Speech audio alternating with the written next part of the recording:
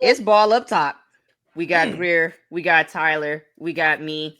We got the weekly dialogue that you need surrounding women's basketball.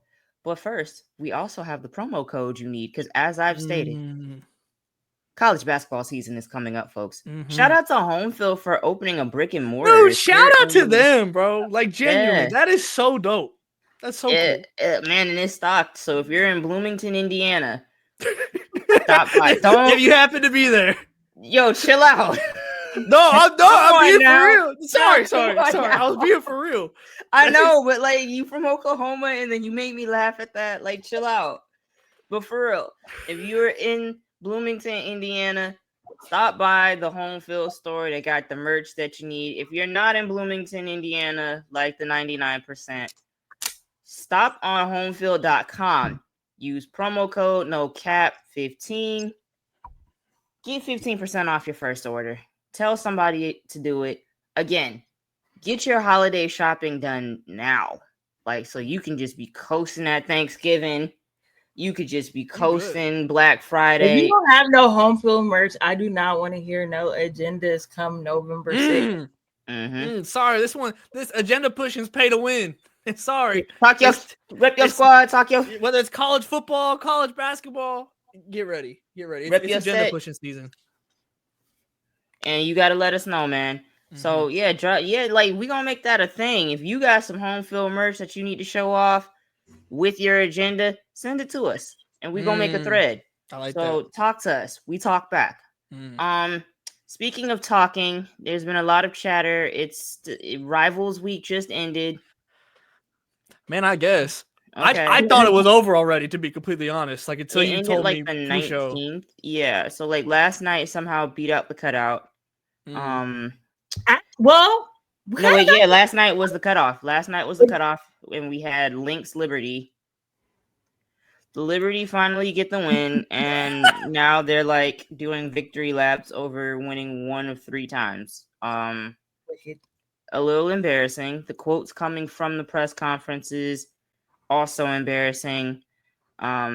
Everything really just embarrassing. There's still no fee, no Stewie. Also, they were in opposing denim, which that was the best part to me. Like pulling up in opposing denim.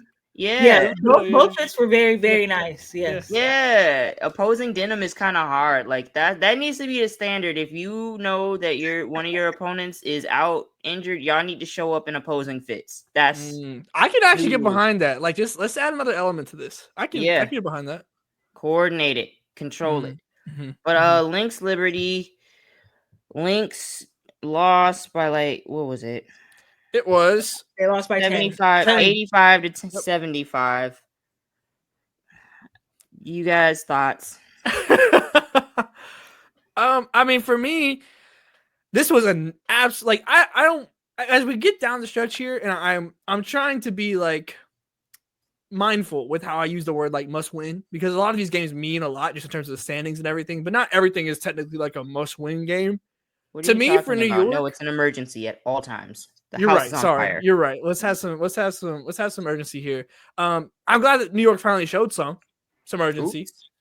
Because it wasn't the prettiest game, and frankly, it wasn't the most convincing win. Minnesota did not play their best game. This might have been overall like their worst game since Fee has been out. I'd have to kind of like go back and guess and check that. But like from vibes, like leaving the game, it felt like that.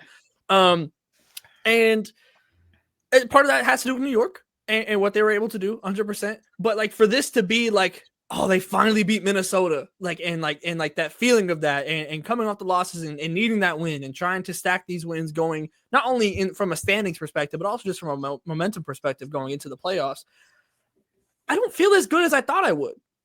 Like if you told me like New York wins and beats Minnesota, I don't know exactly how to pinpoint it, but I just don't feel as good as I thought I would, especially when like they start like talking afterwards. And I'm sure, Shawnee, you're gonna talk about the post game night. Let Greer talk first. Yeah, but yeah, that's like I don't understand why you would feel good after New York Liberty win. But yeah, like I'm just kind of like it's good and it was necessary. Like if they lose this game, it's no matter what way they lose it. You lose every time to Minnesota, and majority of those games without Fee. that's very problematic. On top of just the schedule of what you're looking at and like the recent losses and everything. Like you needed to beat Minnesota at least one time, like just from a psychological perspective. So like it's still a good win. I guess I'm not feeling as good as I thought I would if you told me before the game that, hey, New York wins this game by 10.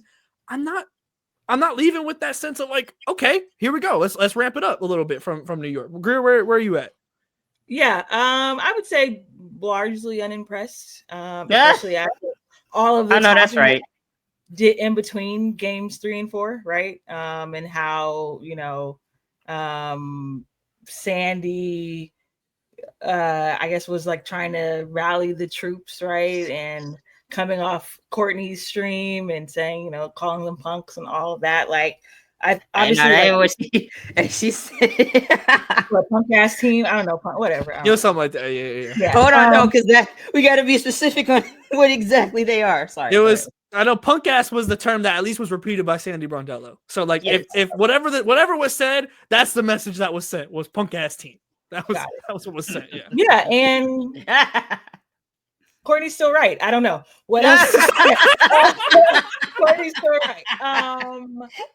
Yeah, I think just looking at it, Minnesota obviously loses the rebound battle. They also lose the 3-point battle by like considerable margins, enough to make a 10-point. But like this was a game that in the final moments of the fourth quarter, like was much closer than this.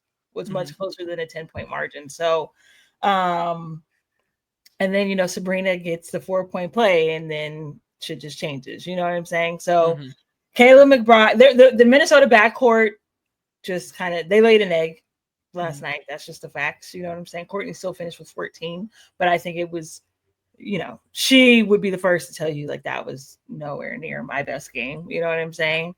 I thought I was really impressed with Dejanay's defense on Sabrina in the first half of yesterday's game. So for Minnesota, like there are certainly things that you'll take away from this if and when you should meet them again in the playoffs, that feels like you just still have like an amazing formula for beating the New York Liberty team this year.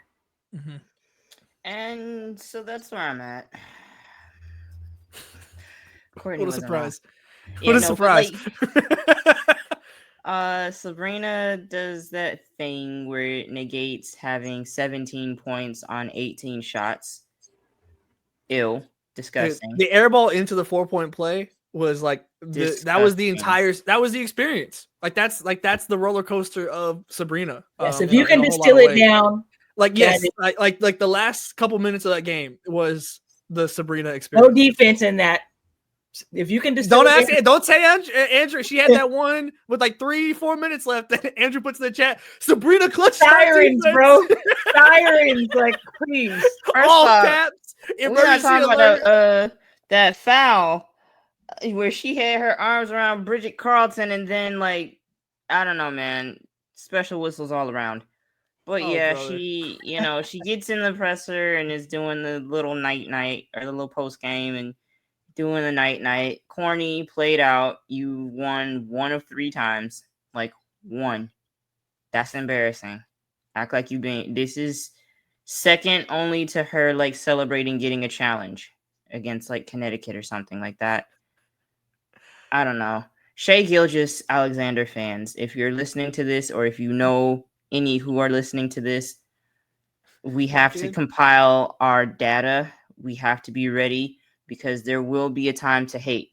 She is going to crap the bed on the largest stage because I've seen her do it consistently and repeatedly. So I need you guys to prepare.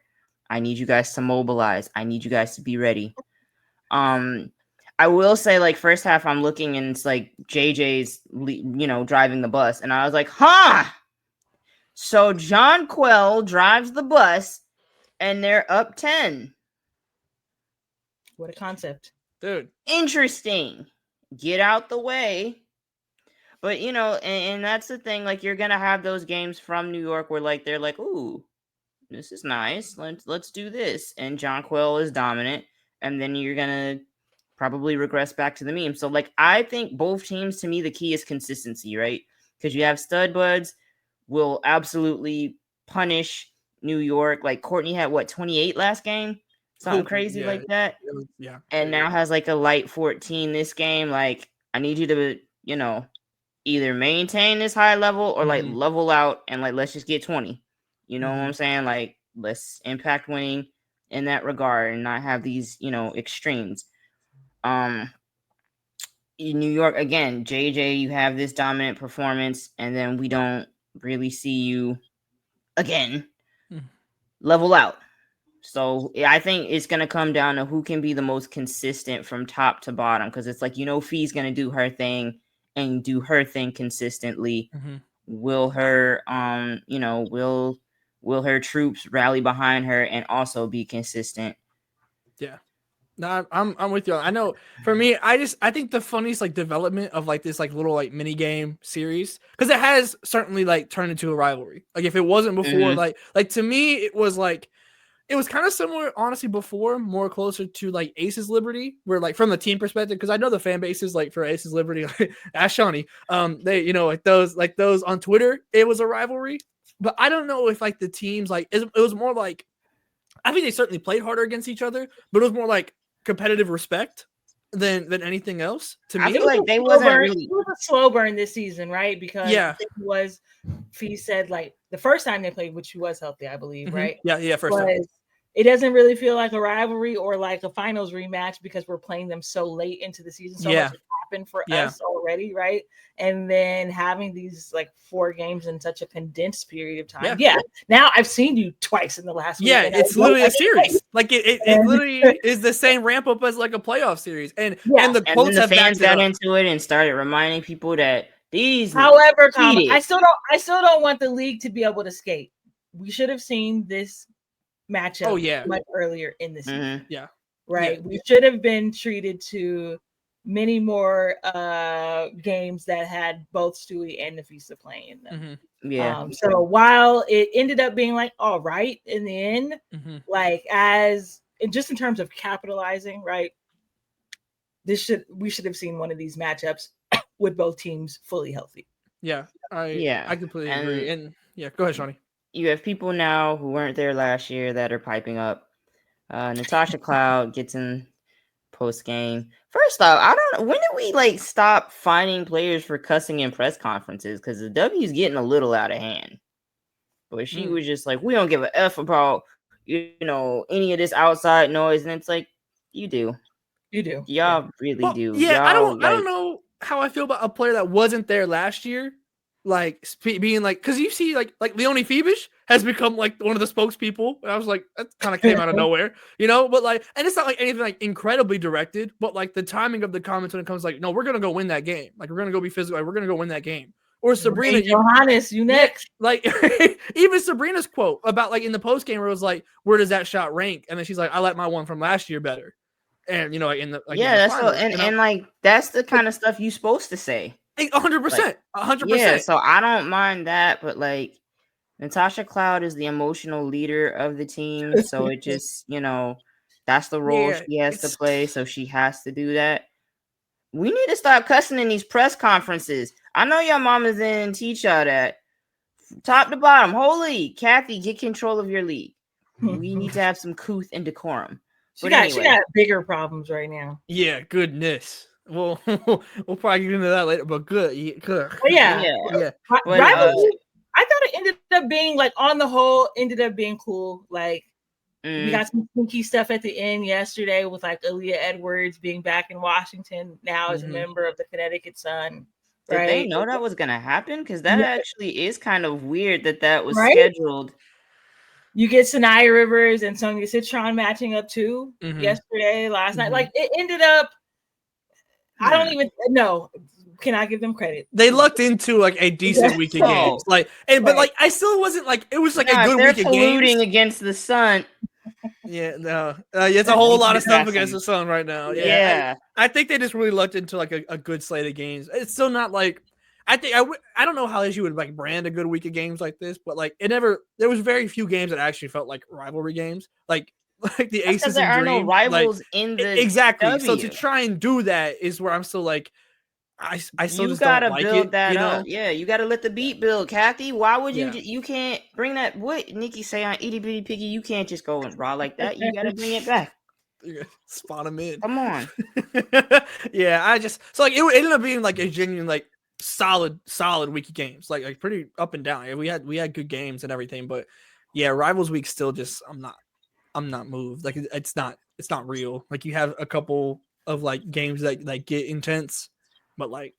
But then you also have like Dream and Aces, and they're like, oh, Literally, cousins, family, yeah, Renee Montgomery on Twitter family talking about reunion. yeah. That ain't no rivalry. That's the exact opposite. That's the worst thing I want to hear. That's what I'm saying. Like, y'all, I don't know. It'd be too many people, and then Unrivaled comes into play. So it's like grandma and grandpa, and oh, look at my cousin, and oh, like we can't have rivals when we this need is like happening. we need like an extra roster spot in the WNBA. Like at minimum one spot For a hater? just for an asshole, for a hater. Like I need like one person who is designated to like spice things up in any game, just to like just get the energy up a little bit. Like WNBA, give me a 7-day contract, and I'm I saying, promise like, just you, one hater. Like even if you're just on the bench, just talking shit like the entire time. Like, WNBA, I know you got some. Just one. Even if it's just 7-day for rivalry week. contracts. Even if it's just for rivals week. Let like, me let's get heat one these of games them. up. Let's heat them up You just know a little what? bit. You make it fun. It don't even matter where I go. Stick me on any team. Any team. Come any on now. team. Come on. That's glue players it gets. Any team. Any place. And I'm hating. But yeah, so rivals week needs some work. Need some rivals. Yeah, really. Yeah. Yeah. But let's get into how this affects the standings, because right now Minnesota is still number one. They are 6.5 games ahead of New York, which is also why it looks so goofy you talking all this. Like you still got a ways to catch up. New York 2, Atlanta 3, Phoenix 4, Vegas 5. Your Commissioner's Cup champion, Indiana Fever 6, Golden State 7. Hey, they get the banner. Hang the banner. And we all hung banners for Commissioner's Cup. Ain't no shame. And then squeaking in at the 8th spot is the Seattle Storm. Good Lord. Yeah. So let's talk about these top 5, right? And we're gonna go contender or pretender. And basically, we talked about this before we went on air. Contender. Can this team make it to the finals? Not do you think they will, but like, do they have at the very least the potential and the capacity to do it? Minnesota Lynx. You're defending champions. Yeah. I don't see why not. Yeah, contender for sure. No doubt. New York Liberty. Cheaters. Losers. For that reason, yes, they are contenders. Contenders, 100% contenders. You telling me Joe Dalasai is getting the getting the funds up now for the he was run? on the timeline last night too. I ain't seen Joe too. Oh, really? Yeah. Everyone was talking crazy about Sabrina too. So you know how they mean, Alex Rodriguez, what are you prepared to do about it? Hey, Brody, because like that, I'll tell you what, they take care of their franchise player. Like, for better or for worse, they are going down with that Sabrina ship. So, hats off to them, because it couldn't be me. Liberty, contenders or pretenders? Contenders. Sure. Atlanta Dream, here's where it gets interesting. Yeah. Atlanta Dream are 3rd. They just lost to the Aces. They're coming off like another tough road trip. They were at Seattle twice, once in Vancouver. Seattle North Campus. They played Phoenix a couple times now. Where do we see them at? Brittany Griner got hurt again, apparently. It really maybe the craziest sentence I've ever uttered in WNBA history, but without Jordan Canada, the Atlanta Dream are pretenders. Dang. That is. And that's no shade to Tina Powell, right? Like has had that's a large responsibility. Yeah. But my daughter is but a child. Yeah, it's just a girl, you know. Without Jordan Canada, this team, they're pretenders. I think they could contend. Like, I still think you have. Well, I still think you have vets who have been there, right? Your front Jordan court for Canada's sure. one of them. Well, no, but That's no, and that is true. But you still have BG, you still have Bree Jones, you still have I'm talking about one. It's BG and Jordan Canada. That's it.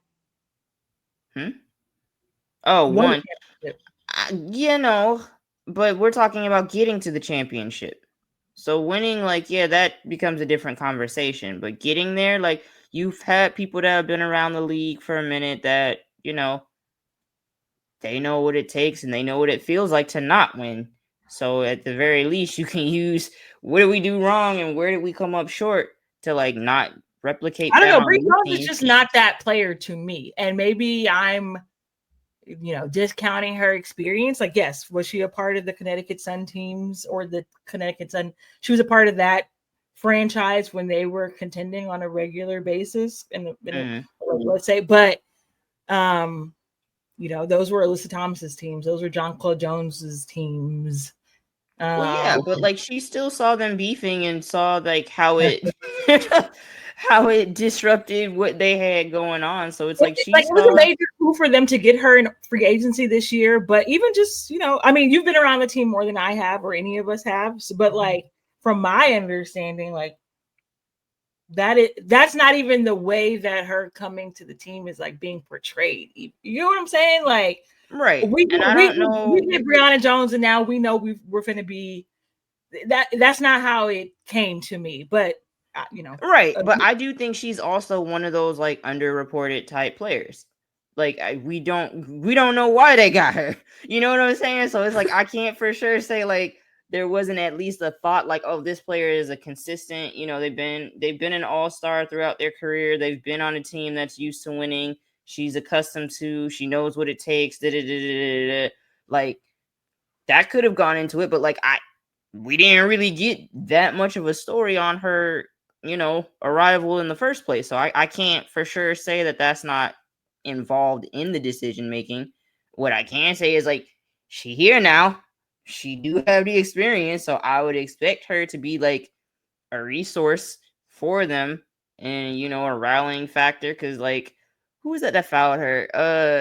That last home game, fouled her, and she turned up real quick. So I was like, hey, she know when to turn up.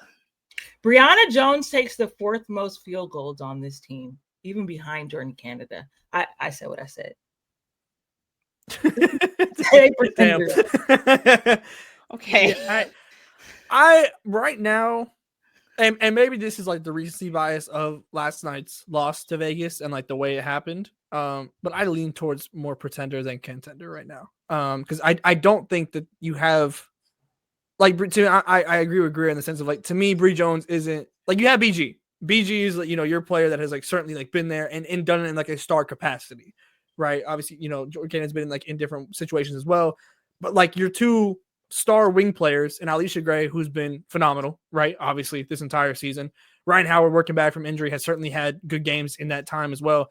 Neither of these players have done has led a team deep into the playoffs in the WNBA. And I do think that there's something to say about that in the sense of like, you kind of have to a point, take your lumps. Like not many teams form and just go in that way. And I think that there's a bit of volatility as well, just with the team in general, like just like in what you're getting exactly. But I do think that one thing that makes me lean more towards contenders is the fact that you're able to kind of switch. You can kind of go and play with a big mentality versus a perimeter mentality, like however you want to try and win a game, which I like, and I like being able to have more options during the playoffs in case one faucet gets shut off.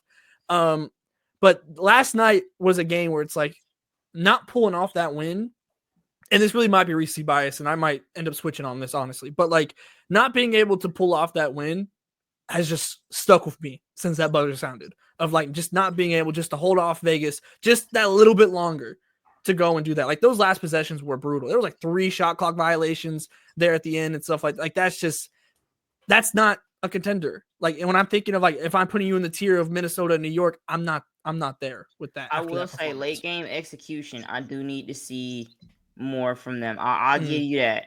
So I'm not saying completely pretender. I'm like, I get it. I'm like 60% pretender right now. Like if I was Yeah, like I'm just right I over know the I edge said to like they pretender. needed to make a deep run in order to show like Mhm. they legit.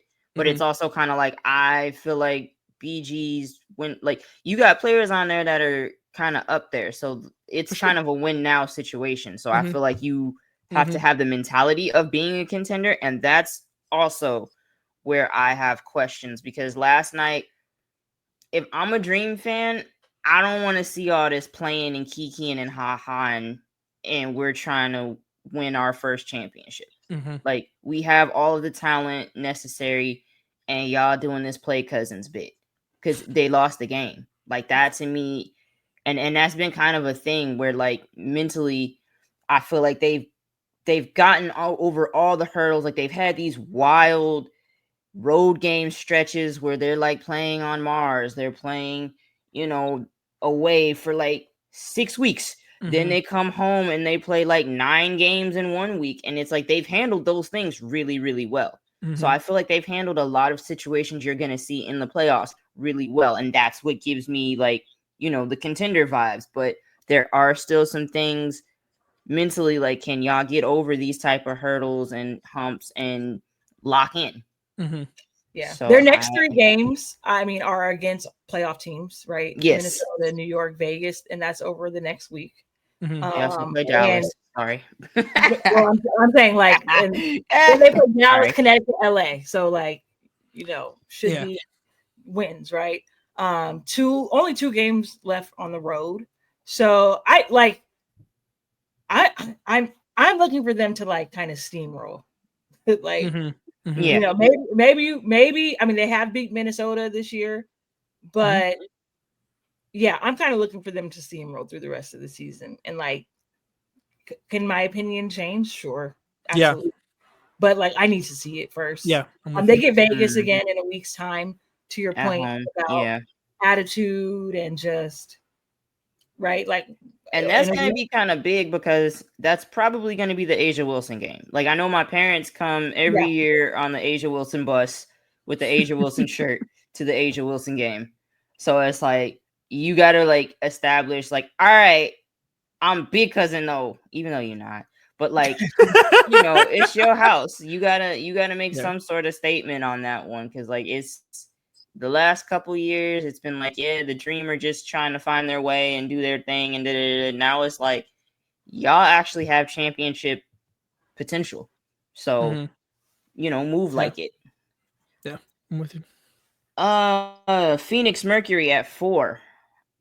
Pretender.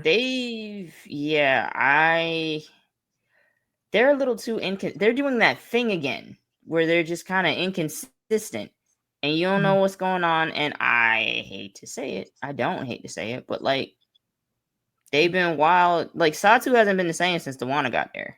Like all of a sudden she don't know how to play basketball no more.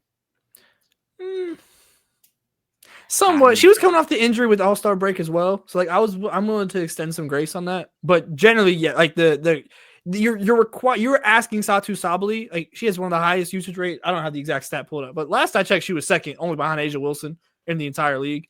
Like and usage rate, like you're asking a lot of Satu Sabally. And really the entire big 3. And I feel like she was delivering before All-Star break. Yeah, she was. But it's also no shade, but like Satu has never been the picture of consistency ever. Sure. Okay. Ever. Well, it's asking a lot of players that to Phoenix me was taking a big swing in adding. Yeah. It was risky. It was always risky. This is year 5. Sounds right. 5 or 6. Right, and she's probably played like 4 years. She came after Sabrina. 3 years, 3.5. You know what I'm saying? Like 3. Sorry. You know what I'm saying? So it was always a risk. And these are also like We know AT needs the ball. You know Satu needs the ball if you're talking about her usage, right? Being as high as it is. Coswell. Ka also been in and out of the lineup with injury all season long. So they're a team that just like they took a big swing with their big three, and we have not seen them a ton together. And then you add another piece like Dewana in the mix, and then they're also playing with a bunch of like old rookies. Yeah, and like none that like you can. You have players surrounding your big three that are like capable of having a game, but none that are like and finding that consistency that you need to make a deep playoff run. And when you compare it to these other teams we're talking about, I don't really see. It's a lot of who she play for. It's a lot of that. Well, That it's a lot of that. It's a lot of I'm a sag off. And don't get me wrong, they got like 3-point shooters, right? Yeah. And like Lexi held it, Sammy Whitcomb. But like Sammy Whitcomb yesterday in Valhalla, they was taking her behind the woodshed. Every time they was going at Sam, you know what I'm saying? So like when you make those trade-offs in the half court, like the perimeter defense isn't fantastic. Like when you get outside, like obviously AT is the defense. Like we know AT of the defender that she is, but like when you kind of start expanding past that, it gets a little wicked. I mean, Veronica Burton put on a damn show last night. Like you know what I mean? Like that's Kate Martin 14. Like you look down that whole box score, you see perimeter players that are getting off in that win for Golden State, even not the win against Golden State, but like still not. No, I'm just not convinced by anything that they do, frankly. Like, they have really good games where they just shoot lights out, and they have games where they struggle. I haven't been convinced by the middle ground by any means. And then we just know, like, in the regular season, Alyssa Thomas, engine, all that, yes, unequivocally. Mm-hmm. Her reluctance to shoot it poses a massive problem and a massive advantage for the team that's guarding them. Mm. Yeah, because we'd have to look at her past playoff performances and how she is. I don't want to say Paul George, but like it gets to a point where we're like, and then the body language follows it, and now we're doing all of this, but like you also have like 8 points after everybody was hyped. Like we keep going through this, like I said, year after year, where around this time, it's like, wait, have we been sleeping on Alyssa Thomas? I think she's an MVP candidate. And then we get to the playoffs, and it's like, and I know it's a regular season award, but like, you can't be James Harden year after year. Like, don't do that, bro. So, good luck to them. Vegas at 5. I still feel like we're pretending to be contenders, and it's working on me. I'm about to say, out of these 3 teams right now, in terms of like vibes, obviously like their recent record show. I mean, you look at the screen; it's 9-1 in their last 10. But like to me, that game last night, and like the opposite way it impacted me with Atlanta, like that resiliency is not something that has been here the entire season, where you can actually make a comeback. And that when I was like, hold on. Like, like that was to me like one of the most believable contender performances that they've had, just in terms of resiliency. And obviously Asia Wilson is just otherworldly right now in the play that she's having. So like out of these 3 teams, and like in my current vibe, I lean most towards Vegas, but it's on the idea of Asia can keep this up. And to me, in terms of like when we saw like the burnout last year, she's in a much better place right now than she was last year. And they're surging at the right time. So I'm leaning towards contender in the same way that I was leaning towards pretender with Atlanta, where I'm like, I could kind of flip on either at a moment's notice. And I guess I'm kind of like, I need to see it in the playoffs. Fair. Like, I got jumped last year because she had 16 in an elimination game. 100%. Because that's in my head. I said, like, all right, doing this there. 100%. So it's like, don't give me no 30-20 games during the regular season. Don't give me no 53-point games during the regular season. Don't give me no 20-20 games in the regular season. And I get like 16-9 in the postseason. Because even the game, she didn't play well, but she still has 17 and like 16. I need that. Like, I need that where I can see like you willing the team to where we need to go and not just kind of coasting. You know what I'm saying? Like, that's kind of the difference. Like, nobody played well on that squad, you know, in that elimination game. So again, my point was never it was her fault we lost. Like, it was just an indicator. Like, all right, she's still sitting on this 16 points. It's the end of the third quarter. Like, she ain't going Super Saiyan. I've watched her go Super Saiyan. That's where it was. Like, my point was coming from. I've watched her go Super Saiyan and say, like, we not losing this game. And I didn't see that in that game. So it's like, coming in, I need to see that. And that is a very tall order, because 30 and 20 is like an insane it's an insane thing to have to keep up. So I'm a little worried. Yeah. I think she can make it shake, but it's just like that burnout. Like, if your body's saying like, yep, that'll do it, then I can't fault it, because it's like, you've been doing this all season, and that is a hard workload. So and she doesn't like to load manage. She hates resting, so she's not gonna sit out at any point. So we'll see, because right now, if you got the 5 and the 4, you got Phoenix. Yeah, and then you would play Minnesota next. I do think that's a really interesting point about the load managing thing, because yes, this team has been different since Jewel Lloyd decided to go to the bench, and they traded for Nelissa Smith. But it's like, also, Ace is doing what it takes to, like, they needed every one of her 32 points yesterday, right? And basically they've needed everything that she's provided over this 8-game win streak, right? Like, a lot of the games have been close, right?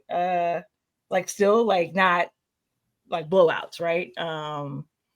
So it will be interesting to see how they balance the MVP race in those states, right? Because also, like, she's established a floor too, right? Of like, this is the baseline of play that it takes for my team to be in it, right? And so, like, while other teams are like fine-tuning things or like adding back major pieces to their lineups, like, the Aces are still fighting for seeding. Yeah, right. No, it's, you need every piece of this. Like, what are the others like content with this, right? Because it's one thing, it's like, if I'm carrying the load while you're getting healthy, I'm carrying the load while our number 1 pick rookie is getting acclimated to the system. I'm carrying the load until, you know what I'm saying? Like, some other things click. She's carrying the load, and I don't know what's the end game here. What's the until? And that also concerns me, because if we get to the playoffs and she's getting jumped again, and she's getting black eyes and bloody noses again, what are the others prepared to do about it? Because nobody believes in you, including me. Fair. What are you prepared to do about it, Kia Stokes? Okay. All right, we're calling our sub, Greer. Let it dog. Morning Greer is a heck of an experience. Yeah, but so much more energy than we got. And it's way earlier over there too.